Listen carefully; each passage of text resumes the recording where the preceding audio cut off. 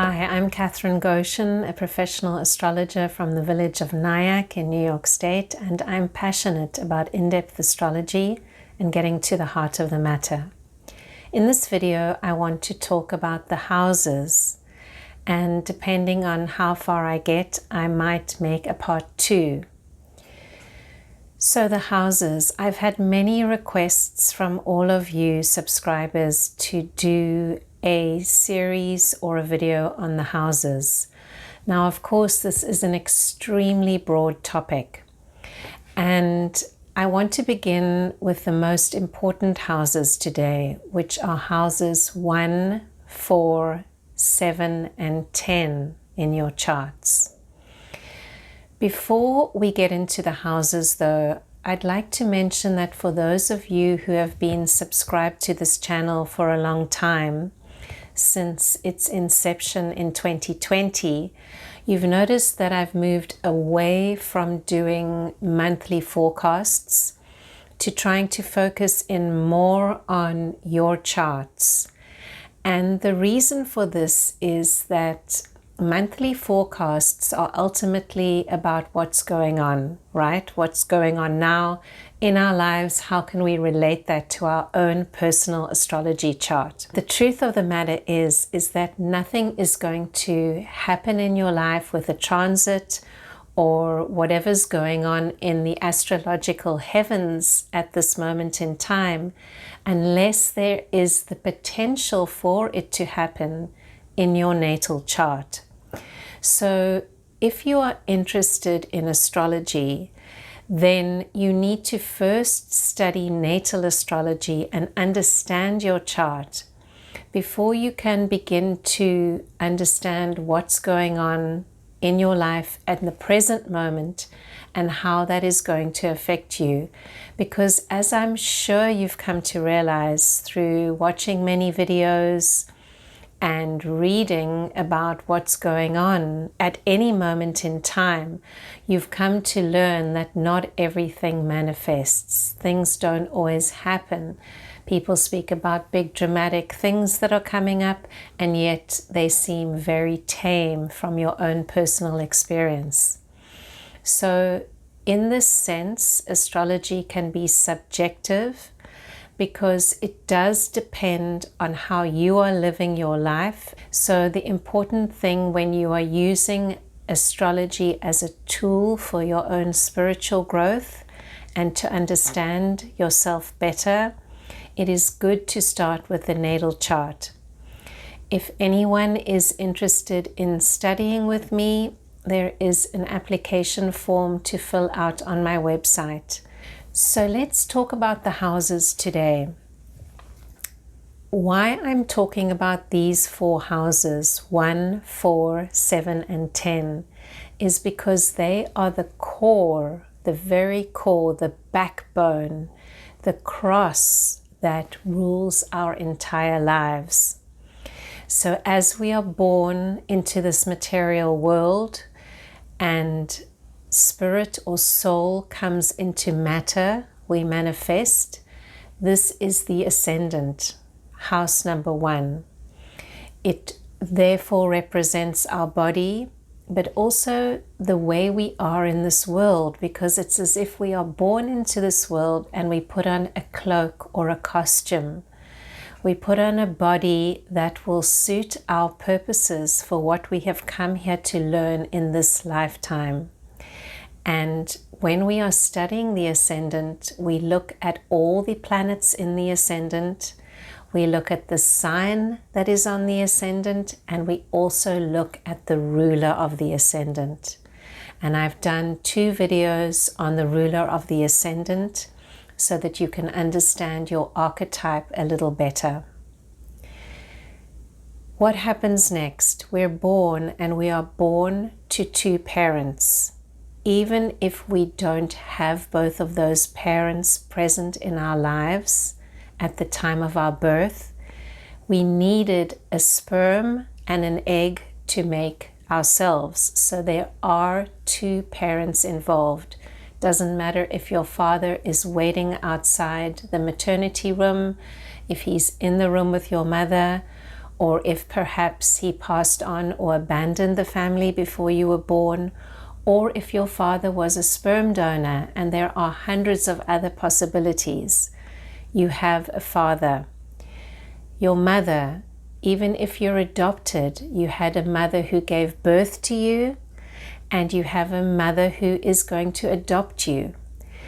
Parents are always important, and they will always be seen in the chart, and that is why they are given the angular houses 4 and 10. When I'm using this word angular, I'm speaking about angles. So traditionally, these angles were known as pivots, and they were seen as the 4. It's almost as if you could picture a compass in your mind with the directions of north, east, south, and west. This is how important these angles are. So the parental axis, it runs north and south, or south and north, depending on what hemisphere you're in. And those houses 4 and 10, they rule your parents. The 4 is traditionally the father, and the 10 is traditionally the mother. So if you want to know more about how you relate to your parental energies in your life, you look to those houses. You look to what sign is on the cusp. You look to what planet rules that house, and you look to what planets are in that house. Now, because house 4 is traditionally the father, it also represents our roots and everything that we come from.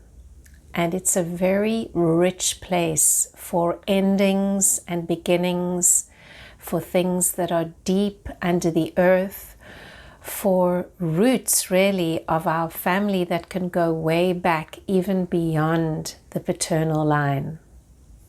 When we look into the 10th house, we are also looking at things that are going to blossom out in the world, because the 10th house is the most visible house. It is where the sun would be overhead at noon on the day we were born. So in that 10th house, and that is symbolic, you know, for some people the sun will be in a different position at noon, but symbolically that 10th house and the midheaven is going to represent our career or our vocation and what we wish to put out into the world, what is most visible in our lives. Not all of us will have a famous career or a definite career. Some of us will have many jobs. However, we're going to see the types of work that we do and the type of public standing we have in our community, no matter what that community is, in that 10th house. So look at your 10th house. What sign is there that begins that 10th house? Does that describe anything about the work you do? Look at the planet that rules that house. If you want to know more about planets and rulerships and which planets rule which signs, I have a video on that, and I will post the link below. I use traditional rulers. I find them most clear and most helpful. And you will also look and see what planets are in that 10th house. How do you need to work? What does it tell you about your day-to-day experience of your job? Then we've got the 7th house, which is opposite your ascendant. Think about that. Your ascendant is yourself. So let's call it me, and the 7th house is you or the other person. So that 7th house becomes the house of partnership. That could be your marriage partner. It could be your serious business partner. And we want to see what kind of energy that house describes. How will our partnerships go? Now, in astrology, we have 2 different houses to describe partnerships or relationships. The 7th house is about serious partners, partners that we tend to spend a long time with or that have an enormous impact on our lives. It is as if these people we truly have a connection with, whether it's in business or in love. The 5th house will describe more casual relationships, such as lovers or people that just come and go very quickly through our lives. And we really want to make a distinction there. Getting back to house 7 and its opposition aspect to the ascendant, can you see and begin to think deeply about how your own self-development always has to take place in relation to the development or lack thereof of a partner?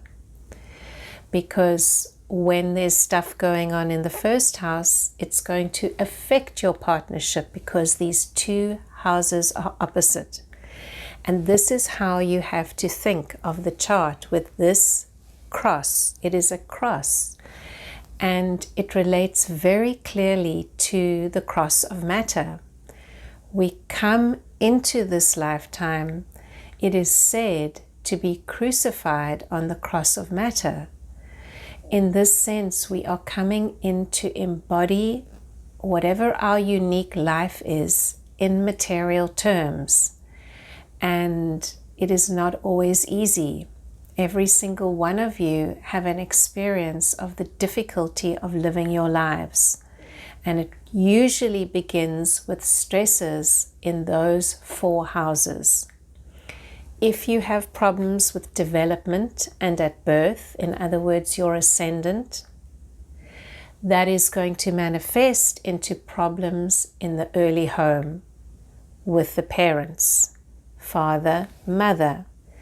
The 1st and the 4th house are square one another. A square represents an obstacle to be overcome for growth. The ascendant is also square the 10th house. The mother, difficulties in that relationship are going to spur the person on to make developments in their life which could lead to career growth. So it is a lawful energy that we have this square between the 1st and the 10th house. In other words, we all have stresses in development with our parents. Often this propels us in to become what we are. The stresses are not necessarily bad. They are to push us into our own development, into our own achievement. Likewise, if we do have problems with those houses, they're going to eventually manifest in our own partnership. We take the energy from the parental model, and many of us just replicate it in our own marriage or in our own business partnership, because we haven't worked through the issues that were represented by those early squares. So we need to be very mindful when we remember this relationship. Squares are energies which need to be worked through, and if we are brave and we work towards and through that energy, we then can get on a track towards becoming what we are. And what we are always, but sometimes we forget that in order to grow, we have to push through difficulties and not just blame other people or surrender. So the chart clearly indicates through this angular house system that life is about developmental challenge and life is about learning and growing.